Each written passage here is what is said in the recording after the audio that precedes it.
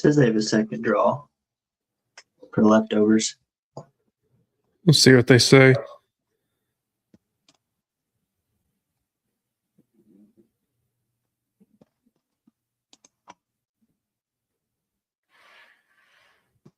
See if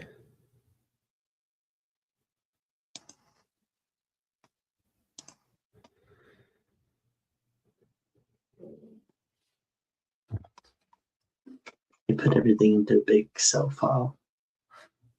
I'm looking at their draw odds stuff, which you can find that all on Onyx, but I was curious how they did theirs, and they just made a big Excel file is what they did for theirs.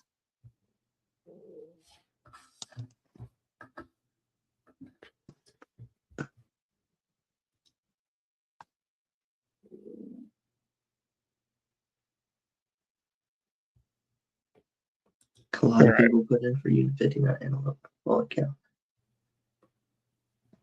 You said a lot of people did. Mm. All right, it says we're live everywhere.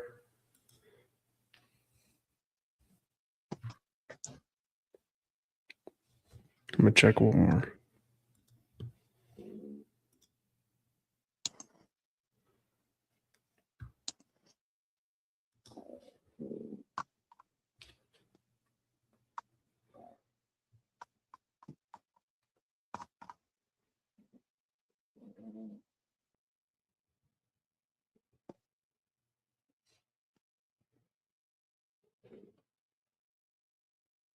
All right.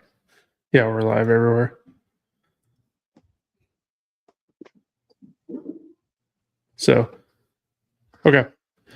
Well, guys, this will be Team OD Thursday for this week. We're going to do a live podcast.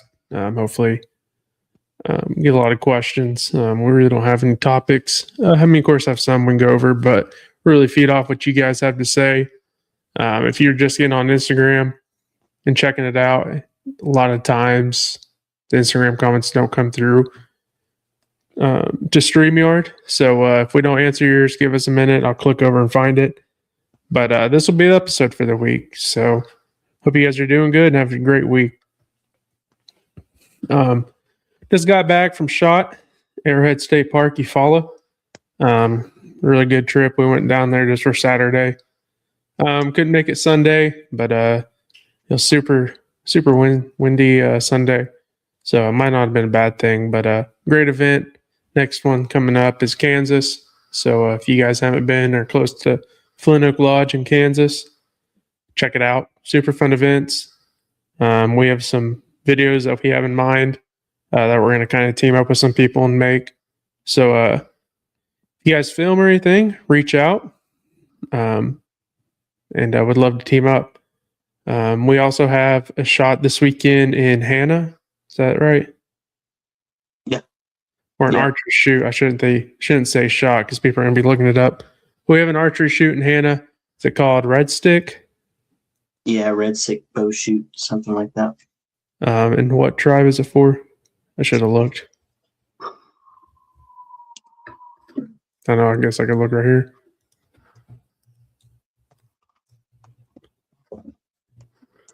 No, it's Red River. Red River, Muskogee. For the Muskogee tribe. This is their second year, I believe, of doing it. They said they had a great turnout last year, and it nearly doubled this year. We're going to have a booth. We're going to be doing a novelty shot through that. It's going to be an apple. I'm not going to say the distance yet. But it's an apple target. I guess when I was telling people it's going to be an apple, they thought we were going to put a real apple out there. But it's going to be an apple target.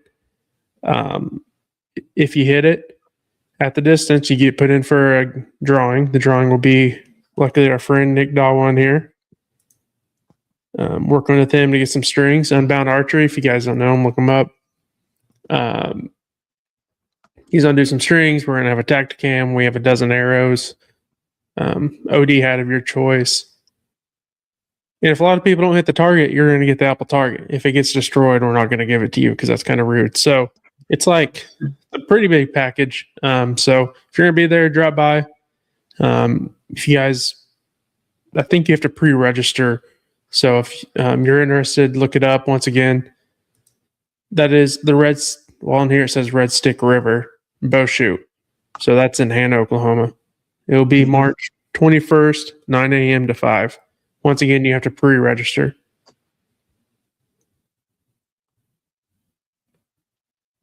I think it starts 8. 8 this year? Mm-hmm. Mm-hmm. You can tell Jesse to update that online. But there are 1.5 3D courses, compound and traditional. Our page shared it on Facebook. So check it out there, or go to MC and Wildlife Program, or just type in the Red Stick River Bow Shoot and it should pop up.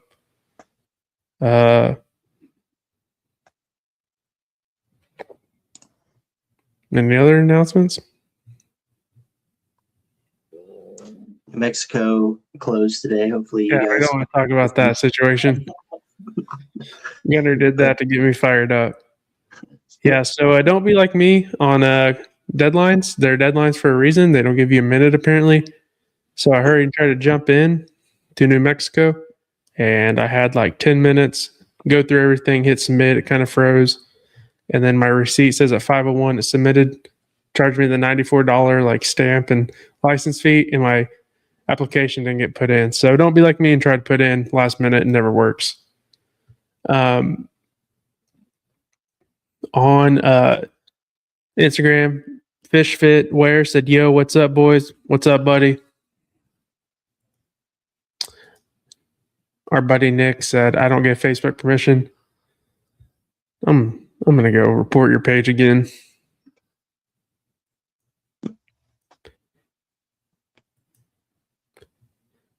If you guys like archery stuff, go check out Nick's YouTube. He does like close range shoots, like 100 yards, and blows up stuff, and he thinks he's neat, but we can do that with our eyes closed. But he uses a crossbow, so I guess that's fine. But it's only like 10 yards, I think. So go check him out, Unbound Archery. Makes good strings, but not a good guy, so...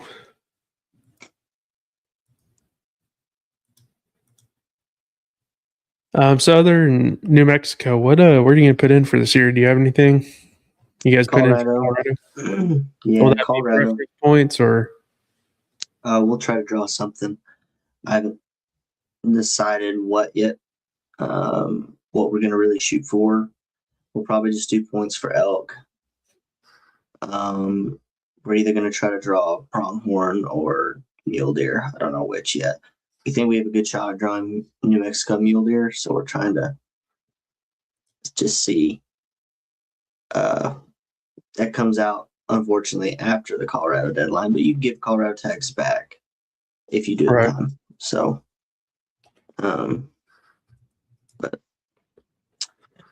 we'll just see. Well, if we wait a year or two, the place we want to go for pronghorn, if we wait a year or two, it's guaranteed for that, and it's like as good of a trophy as you can get without waiting 25 years, if that makes sense. If we just wait a year or two more for the pronghorn.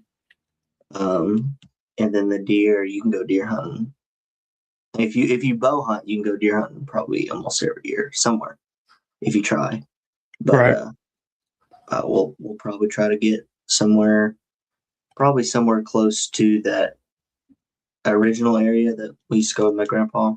It's probably where we'll try to go for deer, I think. So we'll see.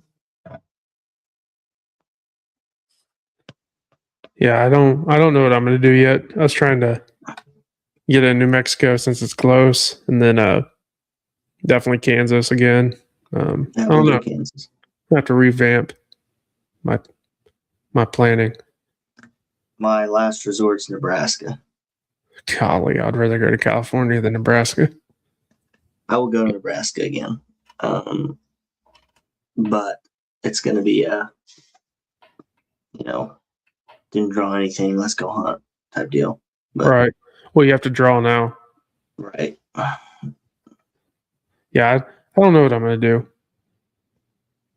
Our boy Philip on Instagram said, "My boys, what's up, buddy?" That dude can shoot.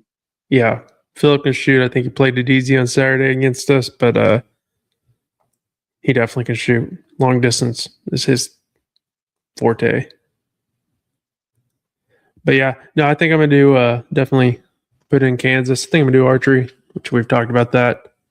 I think I found a unit that I could probably knock out a pretty good deer if I stay with it, and it gives me a lot of times gives me a lot of time to go back up, and instead of just a week and only being 3 hours from the house, that's an easy weekend trip. But I'll probably go do that.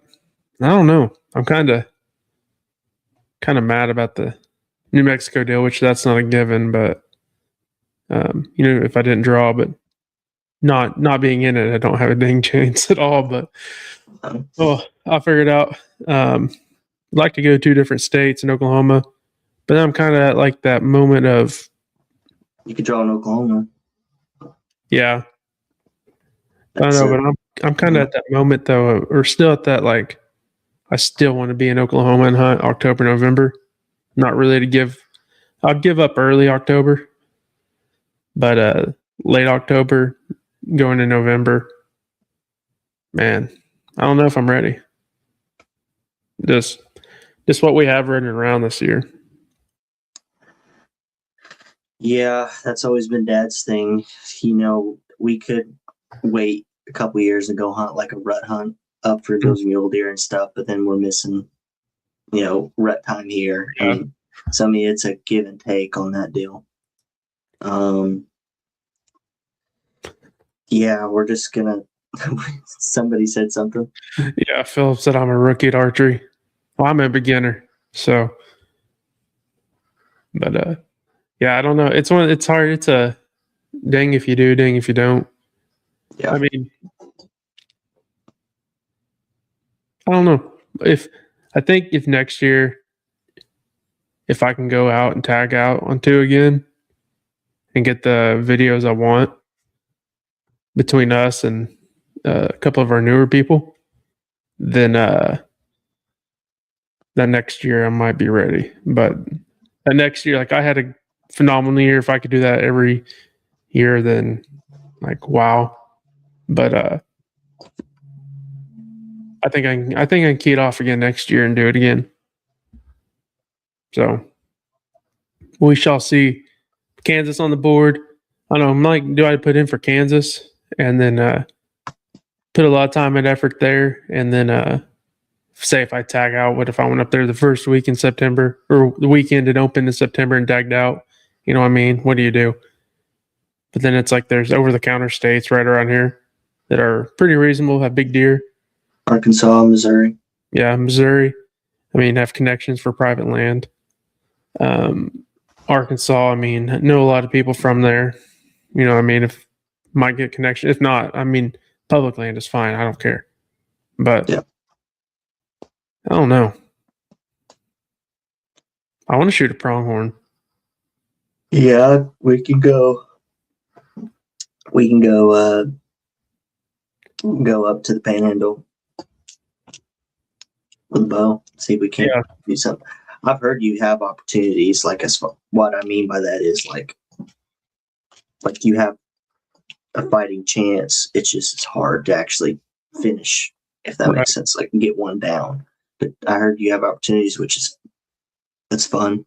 I mean, it's fun having chances. So, but that'd be fun. There's that. I'm probably not putting it for bear this year. I'm just gonna be honest.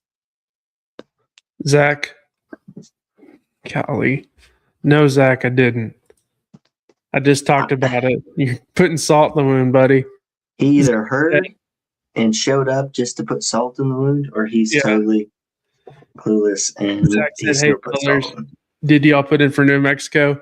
Zach, I was a minute late. It charged me the $94 and didn't let my application go in. So there's that. I don't know what's going to happen. I emailed him, but I think I know what's going to happen. I'm probably sorry out of luck. He said, I didn't either. I was mowing. My bad. Yeah, it's pretty salty about that situation. Mm-hmm. Zach, did you put in elk and mule deer or just elk?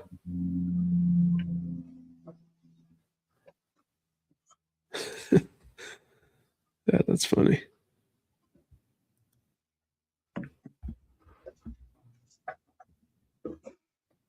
Yeah, I don't know. We need to put in Iowa preference points. Yeah.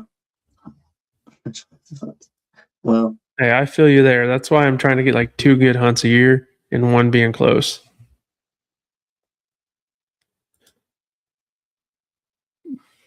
Craig, I can't say the last name. I wish you're on here to fix it. He said, "What up, fellas? Any tips on picking a zone in Kansas? Never been. Hope to soon. Thanks." Yeah, I mean, I have a great tip. There's big deer heavily on 2/3 of the state, in my opinion. I mean, there's deer across it, but you have a good chance on 2/3. Other than that, I mean, you went black. Well, I'll fix that real quick. Other than that, here you put your input. I'm gonna take my. So what I would do a lot of research on X. Well, I mean, it all kind of depends on what type of hunt you want to do too. You go out east, you're going to find more trees, draws, type stuff like that. Far east, you're going to get into Missouri looking stuff. If you want to hunt out of saddles, different things like that, farm ground, you can do spot and stock out west. There's deer all throughout it. Out west, there's probably, it's more pocketed that I've seen. I've hunted both sides. It just, to me, you need to figure out how, like, your hunt style and what you want to do, and really hone in on that type of stuff. It's just deer hunting from then on out. Stuff gets pressured. Figure out what the deer are doing in that area when they get pressured, timing of year, anything like that. Think about what time of year you may be able to get to go up there. And I would just base it off that. It's people in that entire state shoot big deer across it. Taylor said about 2/3. That's pretty accurate. There's deer all throughout the state, but 2/3 of it probably produce the most of them. Of the big deer, I would say, just, like I said, figure out what style of hunt you want to do, and just go hunt. I've seen guys go in there, have no prior knowledge of it, looked at it on the map, went in there and shot a big deer. It takes a little bit of luck too, on top of the skill. The skill puts you in the place that you need to be, and then everything else falls in place. But I would certainly figure out how you're wanting to go about it, how you're wanting to hunt, and go from there. And then it's just deer hunting from then on out. But we've had a lot of fun. Dad and I have. We've had opportunities. Taylor shot 2 good deer there. Dad shot a good deer there last year. So I mean, it's a phenomenal place to go. It's not a secret, Kansas produces some real big deer, real big body deer. Yeah, I mean, it's just it's a great place to go. So, tip I have is, like I said, just figure out how you want to go about it, your hunt style, and then just getting after it. It's deer hunting after that. So. All right, sorry, I didn't plug my camera in. But yeah, no, Gunner kind of keyed in on that. Another thing I'll throw in on that is kind of, I don't know, I kind of have an area I like to hunt, or there's things I like to hunt. Ag, bedding, draws. I'm gonna touch on it too. Open ground, whatever you want to hunt. Figure out what you want to hunt, and then Kansas is so spread out. You can key in on those points, and then the OLAP is really good up there. You can really go through and get a good look at that. But sometimes that changes. Sometimes they don't update it until real close to deer season. But definitely pull up the units and see how much OLAP, any public ground there is. And get you 2 units that have a lot of what you like, and then go in and dive in. If you can make the trip up there, for me and Gunner, it's only 2 to 4 hours, sometimes 5 to 6. If it's on the far northern side, so it's real easy to go up there and scout all weekend and get an idea what we're looking for. So I highly recommend that. But e-scouting, look at your 3Ds, look at your topos, see what's planted there the year before. If you're looking for oak trees, if you're in early season, of course, you're going to want to look at the crops. Look at your soybeans, your alfalfa, your corn. Corn is really hard to hunt up there because it's real thick and everywhere. But doesn't mean you can't find it on it. I found them there. But, key into your alfalfa, soybeans, and bedding early season, and as it gets later, start looking for your rut areas that you look for. And once you find an area like that, I'd put in for it. I have an area that I found last year that I really like. But by far, it's probably not the best units there are. But historically, a lot of big deer came out of there, so that's something else I looked at. Boone and Crockett puts out records. Pope and Young. And then there's also several other deer hunting contests there. Look at that. And that just kind of gives you a broad spectrum of where people are kind of getting things. And it just every little thing you do and the research you put in beforehand keys down the whole state to area. And that's what Gunner and I did. First year we went out west. Guess what? We're not Western hunters. We like timber and we like food. So that's what we changed to. Now, people that are still out there hunting those Western units are still killing them, but they're finding them in not soybeans, milo, in the corn, and stocking up. That's not how we hunt. Probably, if we put a little time to it, we could probably knock one down and figure it out.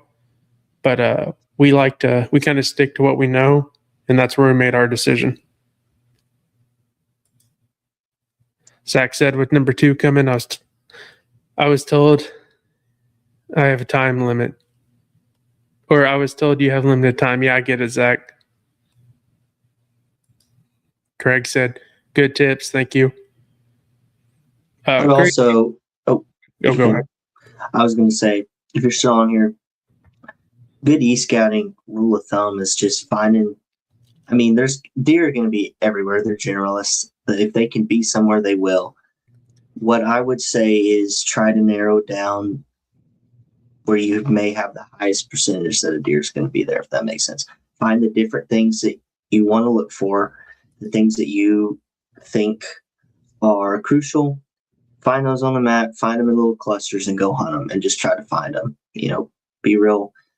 And then, if you can get up there and go scout, do it. And then just give yourself the best opportunity to get on deer. Because once you get on deer, then it's just about rinse and repeat.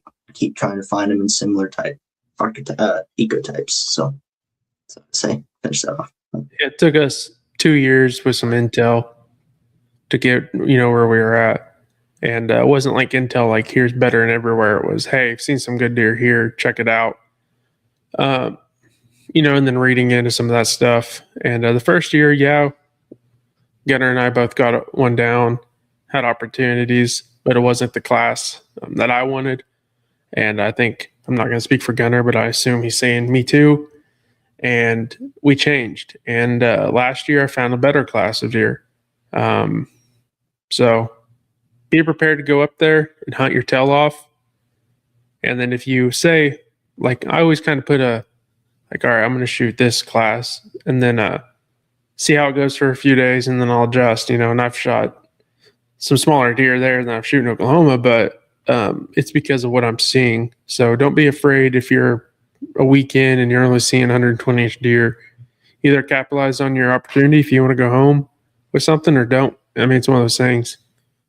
So yeah, that's what I recommend is go 1 year, try to capitalize on what you think is good, go and try it. If it doesn't work, go somewhere else.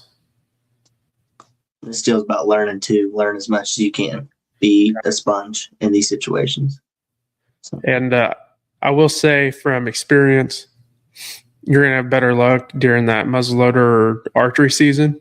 The deer get a little bit different up there deer and rifle, after they've been pressured for so long on the public, they don't really walk. They run everywhere, and then they like to move in the last 5 minutes. On the flip side, I've been up there early, seen deer midday, leaving places, watch deer out in the middle of the field. It's a little more relaxed. So if you have the free time, you can go up there multiple times, put in for archery. If early season's available, that's not a bad idea. Rifle, just be prepared to work a little harder than you would. Our boy William said, "Good evening." What up, brother? Good evening, William. Got any guns for sale? Oh, that's a trigger word on this thing. He didn't mean that. I didn't mean it. I meant like water pistols. Yeah, pool season's almost here. Squirt guns. It is about pool. Heck, I mean, people are going to think they want to go swim this weekend until they jump in that 55-degree water. But yeah, it's supposed to be like 93. Yeah. It's 20, 28 a couple days ago? Yeah, it's going to be cold. Water's going to be cold. He said top secret. Well, I know a lot of people started. I haven't started yet, but shed hunting is about to heat up for me. I know I'm a little late to the game, but I don't shed hunt a lot of public ground, which when I do, it's hard access. So it's not like someone can just walk and get there. Me and they can walk, but they better have some waders and a couple other things to get there. So my places are a lot harder to get to, so I kind of wait till the deer drop. Finally had one of our bigger deer come through with nothing on. So I'm going to start trying to find his sheds. Had a couple deer from last year that look like they may have dropped, if it's who I think it is. So I'm going to look for them and start scouting for turkeys. So I will say multiple spots this year have turkeys, which is crazy for me to say that. And but I'm going to start shed hunting. I'm going to go try tomorrow, but I might end up burning my property at my house, so I might not go tomorrow, but going to start. We'll see what I can do. I'd like to find that set of both 10 points that I have that I'm thinking of, and because I think I can find them because they're still living on me. And then there's another one that Gunner and I know about that would love to find, but he's going to be hard because I don't know what he's doing. William said, "I'd like to find the sheds from the big one on my place, but never went shed hunting. Maybe someday." Man, my bigger ones are just now dropping. So a lot of people are going out and hitting public and trying to be early, or places, you're trying to find them as fresh as you can before someone else.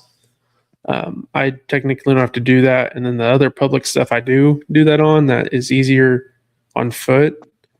There's just a couple areas I always usually find them in, so I'll go hit those up. They're bedding. Kind of harder to get to.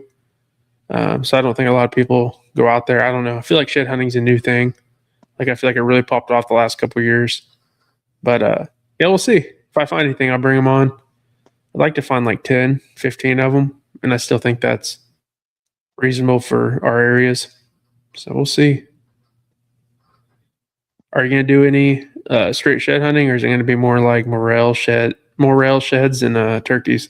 Turkeys that get here. If Abby wants to go shed hunting, I'll take her. I've historically not been a massive shed hunter. Not that I don't think it's cool when I find them. Usually when I'm out there at that time, I'm looking for mushrooms or turkeys. I'm just going to be honest. But Zach said, "I'm going to try and go find my nicer public buck sheds, but I didn't do it. I didn't do it out there last year, so tough to know where they are." Hey, send me a pen. I'll look. Yeah, we'll come help you, Zach. Mm-hmm. Send us a pen, but we'll blindfold ourselves to get there. Dang, never stops. Will said, "About to head out coyote hunting. Have a good night." You too, buddy. Shoot all of them in that area, but leave ours alone, please. Just kidding. Good luck. Another thing we got to do is we got to hop on some pig control. They went MIA for 2 years, and then they're back with the floodgates open. Yeah, he said, "Come on." Come on out, boys. Zach said, "Come on out, boys."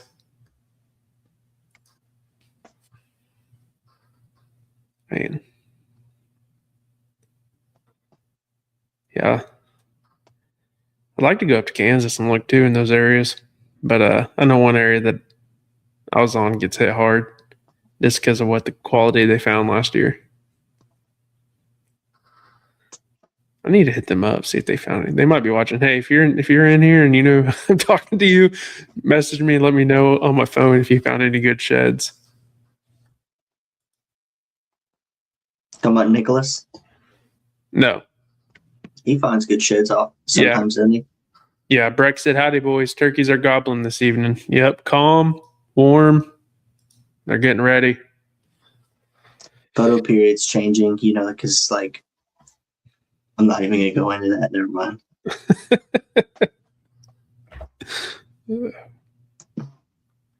Yeah. Man, I was gonna say something. Or I had a topic I was gonna ask you about. I don't You're remember. gonna ask me why we moved season back? No. No? Okay.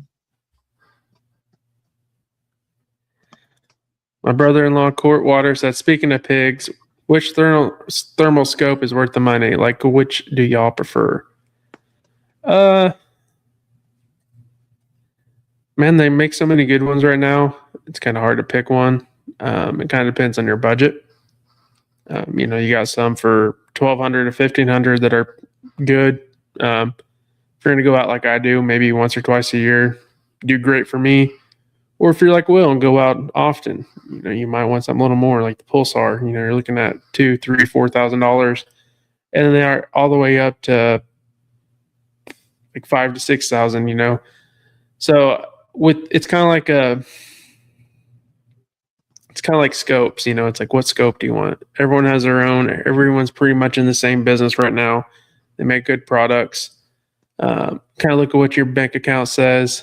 Maybe talk to your wife. Figure out what she says you can spend, add a couple hundred, and go shopping. And definitely look at other options than just your big wig stores, because there's a bunch of smaller stores that cut better deals. So I'll just start naming off the most expensive ones. Maybe they'll sponsor us. Infrared Outdoor Rico Micro V264 for $5,000. Sponsor us. Yeah. Yeah, no, they ATM makes good ones, which a lot of people are like, no, those aren't. But if you're going out a few nights, that's going to work. Yeah, I don't think there's a specific one that's like above everyone. Unless you sponsor us, then you are.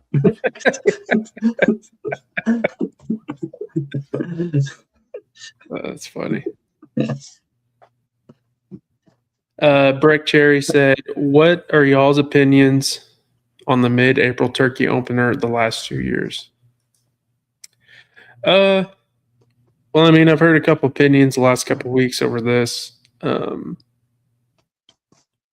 I think people are confused on the whys. And I think greatly confused when I say that. The reason why the state pushed it back was to give the more mature birds time to breed. Our numbers are going down, so they're trying stuff. So if you're letting the more mature birds breed, you're not taking out birds out of area, and making other birds come in and fight and getting a pecking order, let's say. So you're letting your birds breed, you're letting the hens go to the nest, and then you're catching the birds when they're looking for the last few hens. What do I think about it? If it helps the bird numbers, I'm 100% for it. If it's not helping, then I don't see why. But in our areas, I really feel like the hatch the last couple of years have been really good. So I don't know if that's because of this little move or if we just had ideal conditions. It's hard to say. It's hard to point one finger somewhere. But yeah, I think if it helps our numbers, I absolutely agree with it. Right now, I'm agreeing with it. I can't say no, open it sooner, which I'm on like a 5 or 6 year dry spell in Oklahoma on a bird. Doesn't mean I could probably go get one, But I've been very picky, and I'm kind of like, man, if there's one tom here servicing a couple hens, what's that one tom going to do for me? And since I've done that the last 3 or 4 years, I'm finally seeing a lot of birds in the area. So really pushing it back 2 weeks, that doesn't matter. I've been behind the camera for the last 4 years and been happy as can be doing that. But that's what my thought is. If it's working, which it seems to be working, or there seems to be some coincidences if it's not working, that I'm all for it. Yeah. If it's helping the birds, I'm all for it too. I can tell you for the flocks that I see often, they are better than they were. Can I go look at data and tell you right off the rip it's because of this? No. But I can tell you this, our birds in the places I see birds, they're doing better. Yep. That's the only thing I can say about it is that. And yeah, it's 100% to try to let the birds breed and it's not knocking back. So like before, let's say that dominant bird hadn't bred some hens and he gets shot or April 6th or whatever. After that happens, it just sets it back a little bit because there's a hierarchy change, right? You have to battle it out, see who head honcho is again. That's what it is. And it's just giving them a little extra time to do what they need to do to sustain themselves. And like you said, if it's helping the birds, I'm all for it. Help them out. Yeah. Breck said he came back and said, I'm a fan for the conservation reasons, but selfishly, I love it because the wheat is tall by mid-April, so I feel that saves a few gobblers' lives due to the fact they move out of headed out wheat. Yeah. It's a different way to think about it. I hadn't really thought about it that way. Yeah, and it's my theory is if you have the birds in that little pushback is not allowing you to harvest them, then there's something wrong with hunting. You know what I mean? If you have the bird, you should be able to go in there. Turkeys aren't. They'll gobbler might outsmart you that morning, but you stay put, he's going to come back. You know what I mean? Like usually you're outsmarting yourself. You're not outsmarting the bird. And if you have birds and that's an issue, I wouldn't be blaming it on those couple weeks pushback. You know what I mean? Like, yeah, you might have to hunt harder because the bigger groups are spread apart, so that makes the males have to run around a little bit more. But I don't feel like they're hard. Like I said, I know I'm on a 5, maybe 6 year, maybe even longer. I don't know, spell here in Oklahoma of not getting one. But it's not because I go out and try every day. I might circle my spots and let a couple yelps out and see if I hear anything. If I hear something close, might call them in, see what they are. But more times than not, I'm with Gunner or someone else has a bunch of birds videoing. So, and that's with anyone in here in Oklahoma that has a bunch of birds, if you want filmed, holler. Only $1,000 a day, I'll be there. No, I'll sit back. That's me coming with the camera, no gun. I'll come film. Zach said, can one e-scout for turkeys, or is it a get out and see where they are? I don't think you can directly e-scout and be like, oh, there's turkeys here. I think you can look what turkeys like to be and what public ground is there and get you areas to scout, I know some areas that during the winter covered in birds. I've gone out there shed hunting, morel hunting, and calling, and I found everything but a turkey. So definitely will give you areas to key into, just like the whole Kansas deal. Definitely give you areas to key into, but it's not a for sure deal because our turkey numbers are, I don't even know the percentage of what our deer numbers are. 1%? I don't know. I couldn't tell you. But deer are easier to track than put a finger where they're going to be the turkeys. You can narrow down some stuff. Like I like to look for water. If I'm going to a new place, like a perennial stream or something, that'd be, something to key in on maybe. Sometimes if you get a really hot spell, they sometimes like to get into evergreen patches in the middle of the day.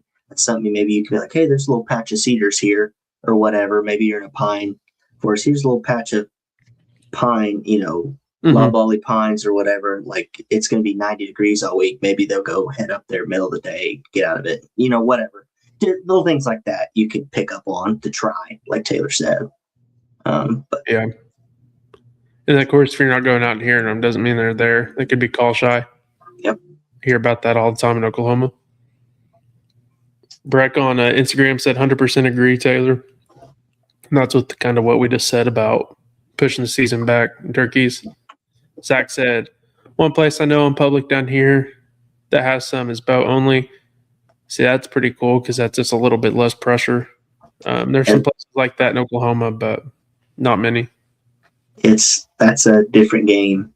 I've done it once, and I did it with Taylor, helping call a little bit. I mean, it's a different game. It's fun though. I would recommend trying it, but it's a different game. It's fun. Yeah, I definitely recommend going out and watching someone else that has better luck than you. Just kidding. This story is pretty funny. We basically called this turkey across a creek. He flew across there. Taylor's we're separated, so he's calling to where the bird would come past me to him, so I could draw back on it. And it couldn't have been a more perfect what the bird did to me killing it. It couldn't have worked out any more perfect than how it happened. But hey, I'm just gonna leave it there. It was wild. Breck on Instagram said, is scouting for turkeys with a thermal at night a problem nowadays? I feel it is around here, but might be just overthinking things. What'd he say? What'd you say he said? Is scouting for turkeys with a thermal at night a problem nowadays? I feel it is around here, but might just be overthinking it. I don't know. I really never thought about that. Me either.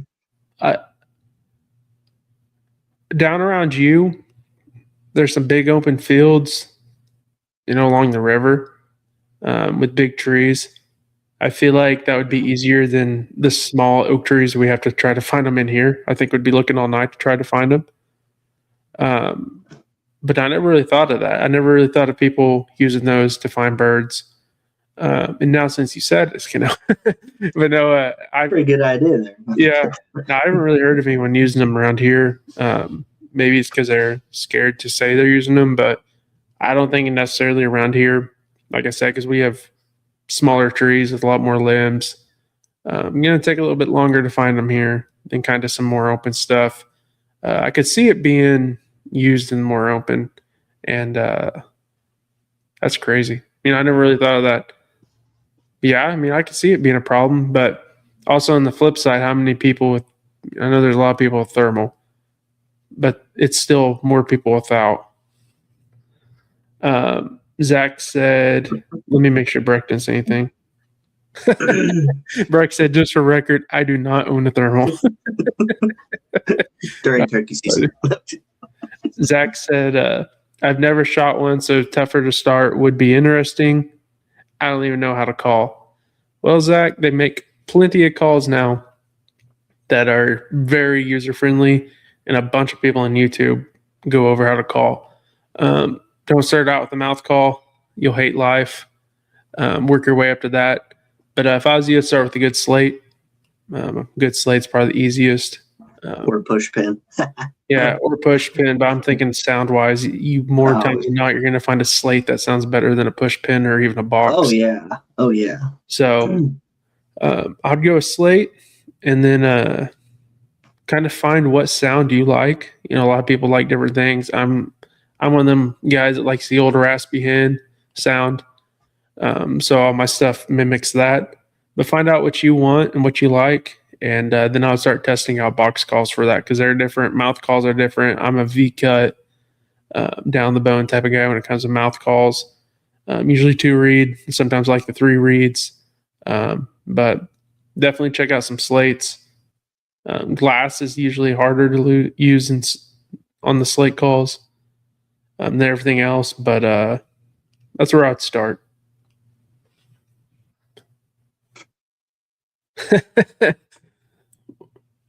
Will said, never killed a turkey. What would it cost for y'all to take me on a turkey hunt? If you're talking about on your place, holler at me, Will. We'll figure it out. If you're talking about on me, a fortune, because I haven't even killed one in 5 years. I've got places to turkey hunt, but I'm so scared we're going to have a couple bad years again that there's a scenario where I don't even shoot a bird this year. If Abby shoots one and Dad shoots one, I probably won't shoot one. Yeah. So if I had a bunch more birds, heck yeah. But if you've got birds, like Taylor said, yeah, well, hey, that's easy. Yeah, all right. So I'm working. I wish I knew if he's on here. But I got a buddy that has like a smoke gray Tom, and with a flock of like 50 others, and then like in that other flock, there's maybe a couple jakes and a couple hens that are smoke gray. But that Tom is huge, and I'm trying to talk him into let me video. The only thing is he has permission to the place. He's trying to work out a deal where I can go in and video, in like no gun type situation, just straight sit back and video, let him do everything. But if I can somehow get that on video, that will be freaking awesome. I mean, he's a beautiful bird. He's a smoke gray, probably pushing 10 inches, absolute stud. Will said, there's literally one Tom on my place. He was there every morning and evening, would walk right in front of my blind every day. Well, sounds like there's about to be 0 Toms. William, I'll just tell you. Will has a thermal game horns. Let me tell you, Taylor and I, if you put us both together, we do damage on turkeys. And I mean, like, I felt bad one year when we went to that veteran hunt. We went to the veteran hunt and we were highly successful. I came away from that. I was driving back and I was like, Taylor, I almost feel guilty. Yeah. But, I mean, if we hit it right, I'm not too birds in 24 hours. Yeah. Like if we can spread out, if Taylor and I spread out, yeah, we'll find a bird. Yeah, it's just funny that a turkey is what I draw the line out of. Like I'm like, I mean, if they're kind of doing bad here, I'll let it walk. Which I know never had to really think of that with deer because they're everywhere. But it's funny that a bird is what triggers that decision. But now if we're going to areas that they're running around like crazy, like we've been down there, and we're doing it for that cause, yeah, we can wreak some havoc on it. That's why we'd be done at like. Started laughing at what he said. Will said, "Can't shoot at the feeder," and he said, "My son named that turkey Tommy." We don't need the feeder, William. If it takes the feeder, then we did something wrong. It's hilarious. It's a pet now. You can't kill it. Now, if it's a smoky looking one, Tommy's done. Yeah. Dude, I'll save the picture. I'll send it to you. Can't. Zach said, technically, y'all could coin taking me out as taking out a clueless kid turkey hunting. Oh, geez. Zach, are you talking about stuff in your home state or our home state when you're saying archery only? Which I'm not going to drive up and look.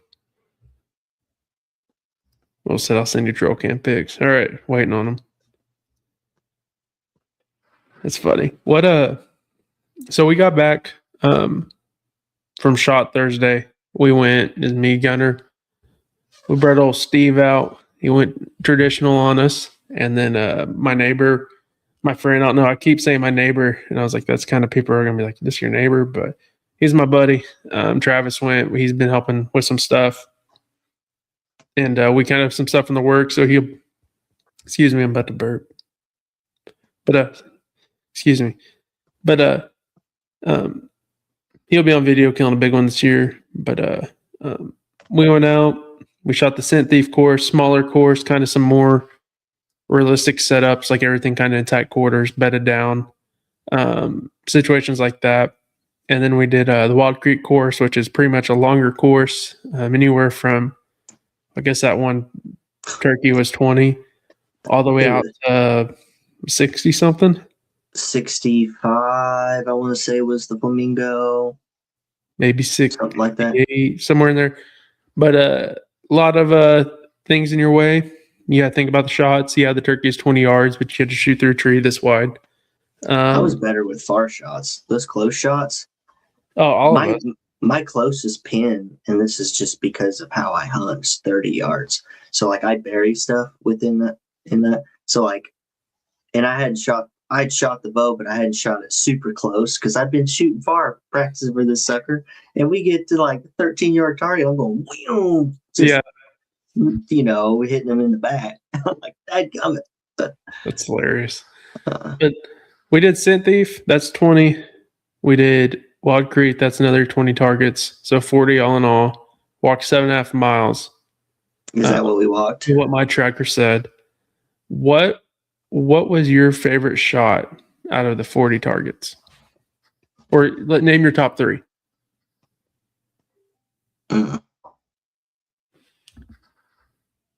Yeah, trying to think of the ones. I missed 2. It was closer ones. I did like I just like that alligator crocodile shot. I think that target's so cool. Yeah. That's probably one of my favorites. It was a tandem, so it was like an alligator. Or is it an alligator or crocodile? That was a crocodile. It's a crocodile. It was a crocodile flamingo. It was a tandem. It was 2. But I love the crocodile. It's right by a water hole, so it looked like the crocodile was like coming out to get the flamingo. Yeah, I liked that.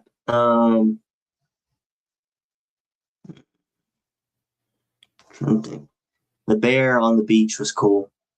Yeah, I liked that one. I like cool, like scenic type shots. I don't know. So the bear was cool. The crocodile was cool.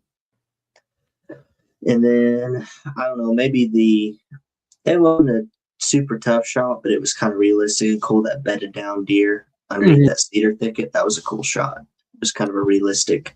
If you snuck up on one in its bed right there, take a shot at it. I thought that was cool. Yeah, that one had a lot of realistic shots. You kind of said a couple I was thinking of. So that white bear that we thought was a beaver, it's like a 2-foot bear. That was cool. Looking at us, I don't know, 30 yards, but then had a big log right over its vitals. And half of the, the 12 ring, like if this is it was like, and this is a log, it was like hidden. That one was a pretty cool shot. I don't know what I did, but somehow I shot under the log. And hit the target. I don't know how you did that. But that one was neat. And then I really liked when you came off the backside off Wild Creek and then shooting as I think want to say almost straight north and south along the hillside, the Bighorn. Mm-hmm. I really liked him because you were up on a big rock that was vertical up like this. So your shooting leg, was you're trying to bend it to make it even. I really like that shot, which I like it because I 12 ringed it. That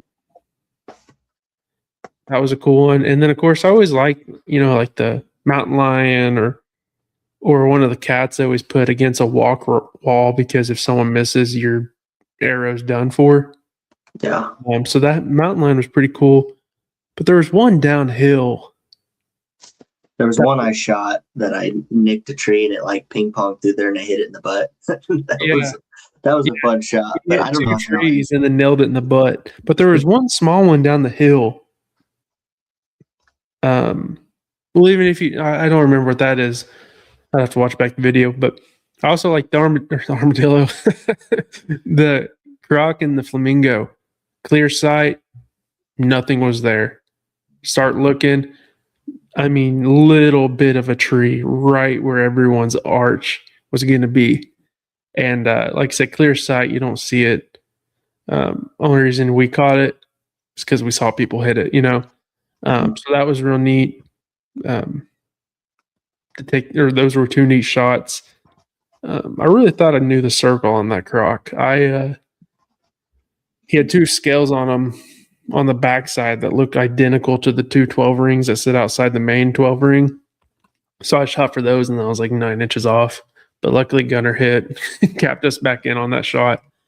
But But no, I think the Wild Creek course was fun. It's definitely one that when you go on, you're going to be tired at the end of it because it always tests you.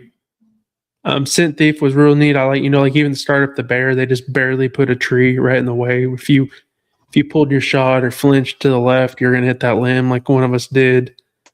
There's a bunch of bedding down animals, like the fox under the low hanging limbs on the backside of a pond, like super realistic. And I definitely really like that bighorn. That was really cool. Having to test yourself with and then we had a straight crosswind, a 15-mile-per-hour wind, and my arm was getting fatigued on that shot. I mean, I haven't picked up my bow since my daughter was born in November, and which is not like me. And I didn't pick it up till 2 days before, and so my arm was getting tired. Well, I never shoot with my sticks on. Well, when I resighted my bow into these new arrows, I noticed if I kept my sticks on, it was almost like balancing out the bottom. And then if I took it off, it kind of wiggled. So on that, I want to say that was like 18 or 19, one of the two. I think 18, and then there was something else in the chameleon. In the video, you see me draw, and I'm trying to rest, and that wind's hitting me, and my bottom's just wiggling a little bit. So I let down, put on the not the rest, the stand. Put the stand on the bottom, draw back, and just gave me a little bit of time to kind of catch the wind and get back to the target and let one go and 12 during it. So I like that one a lot. But we had a fun time. It was fun watching, getting actually to see Steve shoot traditional. And you hear about the arch. I haven't really shot a lot of traditional. Maybe we've done some 20 yards and maybe some bow fishing with the one. That's about it. But watching the arch of his and what ours is, it looked pretty. And the last, it's 20 yards. It was you'd be like, oh man, he's about to drill it. And then all of a sudden it was right down. That was cool. He got sick towards the end is what happened to him. He told me, he was like, man, I got a little sick towards the end of that deal. But he when he wasn't sick, dude, when he's locked in, he shoots that deal good. He's a good shot. With that recurve, he was like, I just want to see if I liked it. I liked it. They say, I think he's getting another bow to shoot those with it. That'll be his bow for that. Traditional. So, mm-hmm. That'll be sweet. And he also talked about maybe just getting a little compound and having it low poundage and just shooting like that. Oh yeah. So I don't know. He liked it. He had so much fun. He really did. He was like, I thought I'd have fun, but I didn't realize that I'd have that much fun. So yeah, we just said that first. I feel like that first course, it was like us getting out there and knocking the dust off, but it was like we had no pressure. We're competing. We're just out there to shoot and laugh and hang out. Because we haven't got us three haven't got to do that in a long time. So it was real fun to get out there and do that. And once we did that, we had fun. We hit where we wanted to. But then when we flipped over and turned it into a competition, it wasn't as relaxed. It was still fun. Yeah. But it's like we really dialed in for those moments.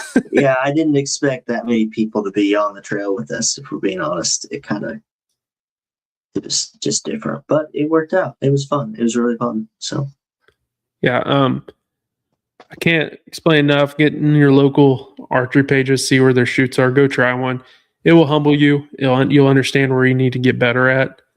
I'm already working on that stuff. Already been shooting since. We have one this weekend, which we aren't shooting this weekend. We're going to run our booth unless we go on Friday. Don't know, but won't be shooting as much. Going to more focus on our booth and being in that area and meeting people. And hopefully getting some people to win our package. I think we have a cool shot idea anyway. I think that'll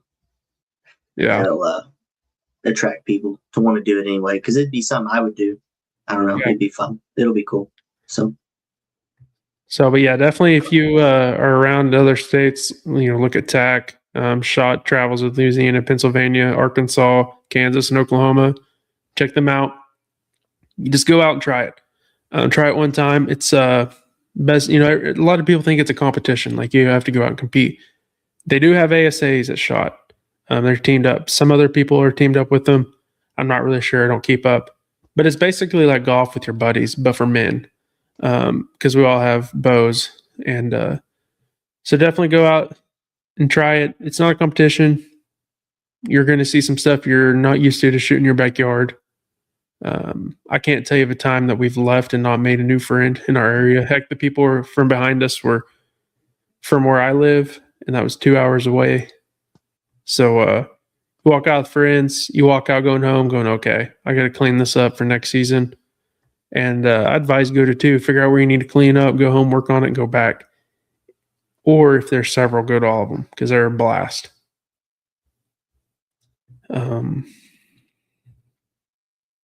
Yeah, I think Kansas coming up, Flint Oak. Then I think we go to Arkansas. Mulberry, that one's a fun one. And then I got sick of Mulberry last time. Oh, that's what I was going to say. Yeah, you got very sick. I wasn't going to say that. But Kansas Shot, we are co-hosting the social Saturday night. Guys, we have some phenomenal gifts. We're working with Luke with what's the deer hanger? Is it just called Deer Hanger Co? Let me look it up. I need to give him a shout out. This dude's been getting some really good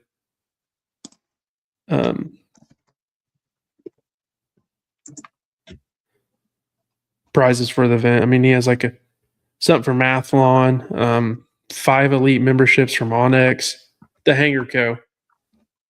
So guy builds or Luke builds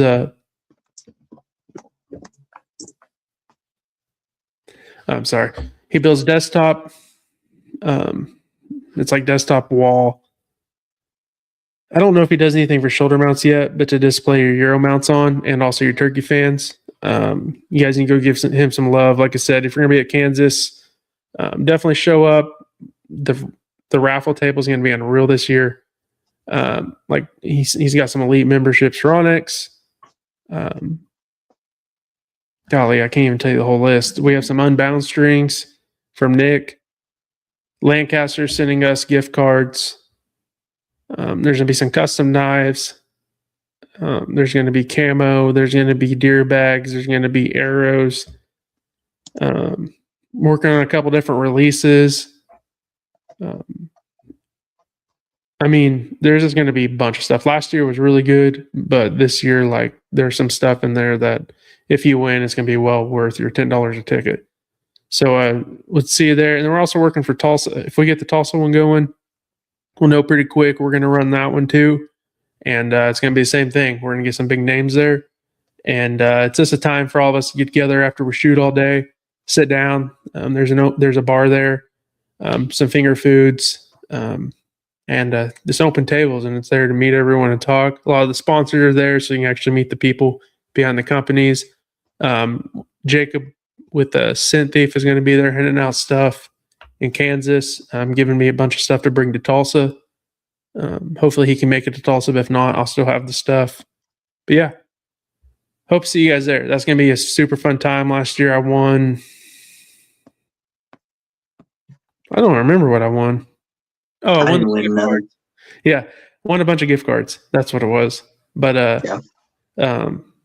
I wanted to win the Mountain Lion Target. Yeah. That was cool. That Target there last year was super cool.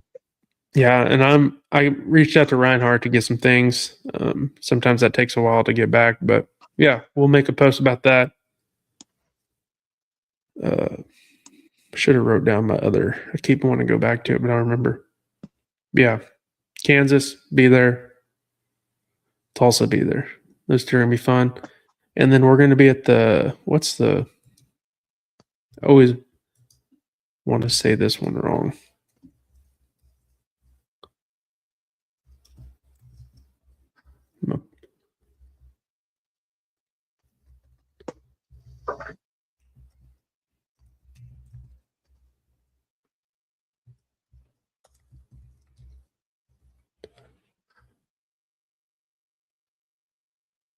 And then we're going to also be at the Rack and Rods Outdoors Expo in Woodward, Oklahoma. It'll be August 21st, 23rd.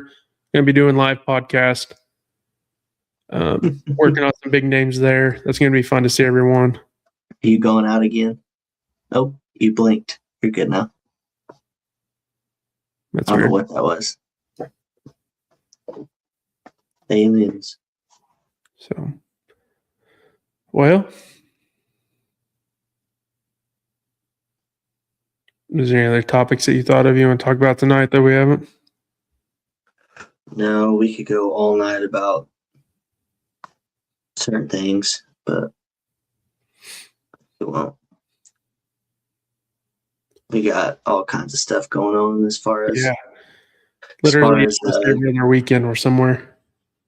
and then there's stuff going on in Colorado. There's just all sorts of stuff like the fur ban they're trying to pass. All that good, not good stuff. I'll tell you where we messed up this year, G. We didn't go trap cats. Have you seen the prices? Yeah, I saw they were way up. I know a buddy that sold in Oklahoma and made a mighty fine dime off some cats this year. That aggravates me because I wanted to go 2 weeks straight and just try to tear it up, but I know. I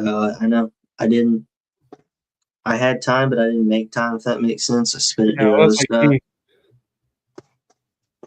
But yeah, and of course here we don't do it. It's better prices than what we were seeing in like 13 and 12, which is unreal because I made a lot of money. Zach Gajowski said, hey, question, are those draw hunts worth putting in for? I mean, they have to be because they're kind of controlled. I don't know anyone that's ever drawn one and won one. But if they're anything like, the other hunts, they're controlled. So you kind of manage how many tags out there, and you get one or two groups out there. Yeah, definitely probably worth it. I don't think you're going to draw and not go see birds. I know someone that went to Four Canyons and someone that went to the Washita, the Broken Bow hunt. Yeah, they all saw birds. So, I think the guy went to Four Canyons, shot a bird. So yeah, it's like I said, it's definitely a controlled deal. So they're definitely birds are gonna be there. So I mean, definitely put in for it. Definitely pick up a slate and start calling before you go, Zach. But well, if that's it for the night, I'm gonna check Instagram. We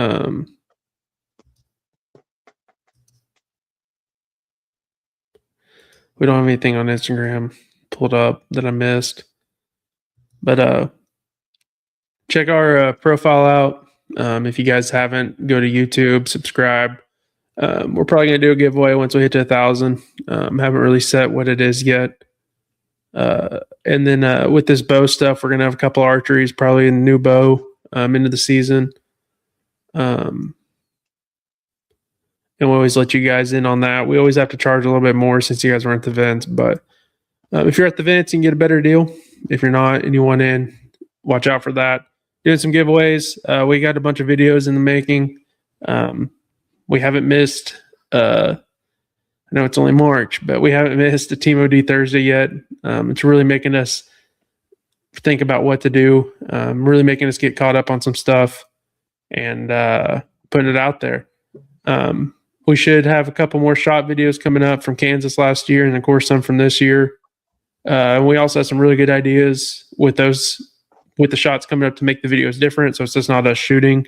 It's going to be a shooting, but it's going to be more competitions, some fun stuff that we're working. And like if you guys know other creators, so when we go to Arkansas, if you guys know an Arkansas group that makes videos and all that, we send them our way or send us their link to their page or something, or Kansas or somewhere around Oklahoma.